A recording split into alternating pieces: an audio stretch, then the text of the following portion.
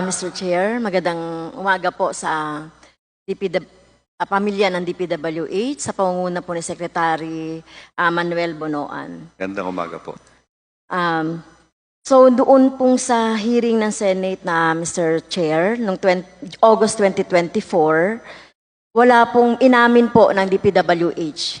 Inamin ng DPWH na wala Integrated Flood Control Master Plan. Tama po ba? Your Honor, I must have to clarify that statement. When I was asked, actually, if I recall, Your Honor, nung tinatanong ako if there is one integrated flood control master plan for the whole country, I said there is none because the master plans are actually dedicated for each of the river basins, 18 river basins po. Because the requirements, sabi ko nga, I tried to explain during that hearing na sinasabi ko po, yung requirements for each river basin is unique from one another. So we cannot integrate it into just one integrated flood control program or master plan for the entire country.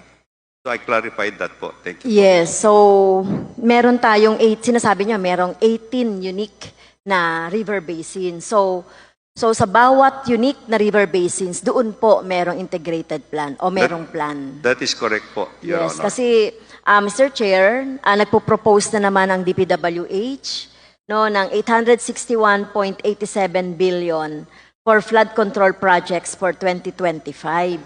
So ito bang 861.87 billion, ano po ito, distributed dito sa 18 river basins po na sinasabi niyo po.